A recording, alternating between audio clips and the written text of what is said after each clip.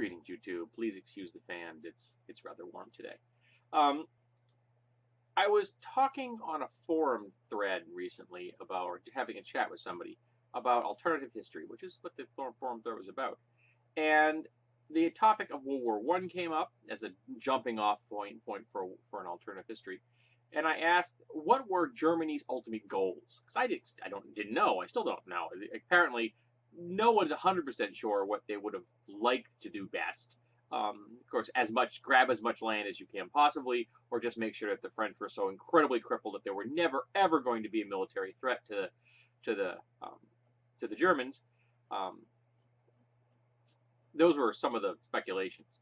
But I wondered if there was a map out there that showed a speculation of what Germany might have looked at if they had won the war, if they'd achieved their end goals, if anybody had ever, thought, okay, I'm going to make a map about that.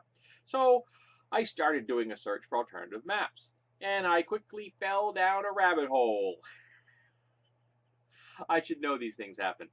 I find alternative history and alternative maps to be fascinating, whether they're just extrapolations of like how the United States should be broken up into like political allegiances, like different parts of the country have a different political flavor, things like that. To the idea that America only went so far, or we absorbed Canada, or we absorbed Mexico. You get the idea. It's alternative. I love this kind of thing. So I have put together a list of sites which I found useful. One of them links to at least one forum discussion. And then there is a DeviantArt link and a couple other things that will help people that are into this thing have some references. But even more importantly, I stumbled on an article which was about how to avoid pitfalls when using alternative histories and alternative history maps in your fiction. Now, I believe it was aimed at screenwriters and story writers, short stories, novels, things like that. But it's also very applicable to people that are writing storylines for role-playing games. Now, the biggest pet peeve I have when it comes to making changes to our history is the extrapolation of those changes. If it's a technical change, extrapolating how that piece of technology can be used like it would be in our world. For example, carbon fiber. Carbon fiber at one time was a specialty material. Carbon fiber is now found everywhere. Same with fiberglass, same with aluminum. This very small minor change, this one material that suddenly became available, has pervaded itself into everything you could conceivably imagine. That's how technology works. It may have been invented for this, but engineers are going to try to cram it into as many places as possible, particularly in the modern world where if you have a patent on it, you're going to try to get as many people to use your stuff as possible. But even in the past, when that wasn't as much of an issue, people are going to do it just because they want their material to be the wonder material. And that's going to hold applicable for every piece of technology. But the biggest change is when people decide to throw magical realism into our world. When you put something in our world, in the present, and it's the world that you and I are breathing and living in right now, it better darn well have had the tires kicked around a lot so that it makes sense. The two biggest abusers of this are the World of Darkness and Anita Blake, Vampire Hunter. Both of which make changes. Well, Anita Blake, Vampire Hunter, make changes before humans evolved. So we're talking, it goes as far back as the hominids.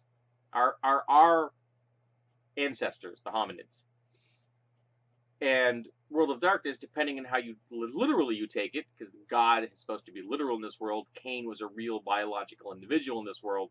When did that take place in our history? Was it 6,000 years ago, or did we actually evolve? And I've never quite figured out how World of Darkness handled that. Cain is supposed to be a literal individual, but so is science. So yeah, that's one of the points I have. But the problem is, the further you go back in time and make a change, the more significant the changes are in the present day. Now, both Anita Blake, Vampire Hunter, and World of Darkness take place now. And there isn't any way either of those worlds would look anything like what we have here now. Nothing. The only similarities between those worlds and our worlds would be the physical globe. the actual layout of the continent, rivers, mountains, things like that. Other than that, there will be no political alliances the same. There will be no languages. There would be no cultures, no societies, no religions. Nothing would be the same. If Og the caveman could actually produce a magical effect by smacking two things together, boom, the world is changed and altered. It's never going to be the same. And to think that it's going to be our world with just a sprinkling of magic on top is absurd. And it just rankles me. Because what it says is, like the people that believe that aliens built the pyramids, it says, oh, well, humans aren't smart enough to have figured this out on their own. So, it's okay to believe that they were utterly ignorant and aliens had to come in and build the pyramids. And what the World of Darkness and Nina Blake vampire actor is saying is that people are so ignorant to believe that all of these changes would have happened and no one would have incorporated them so much into the society that the society would have been utterly different. And that's an insult to humanity. It's an insult to us in the modern era. Because I can guarantee you, if magic works, people will figure it out. There are people in the world that believe in magic. And if magic worked the way it does in the World of Darkness, we would have figured it out. And no masquerade is ever going to keep it away from us. So those are examples of how extrapolation was done poorly. In a future sense, Star Trek does that all the time. They'll drop a piece of technology to an episode, and then they'll never discuss it again. It'll just disappear, which is also silly. That's not how you get a future. But the article discusses this in some detail and gives some points from some famous authors about how to avoid some of the pitfalls of alternative histories. The list of links to alternative maps will be in the notes below. So go check them out. If you are a person that can also fall into a rabbit hole of alternative maps, like me, because I find this stuff fascinating. The possibilities, the speculative fiction that could exist in the world, the cultures and societies that didn't happen, that could have. This is all fascinating stuff, folks. So let's talk about alternative maps and extrapolation. Let's see how we can find ways of improving the role-playing games of the future.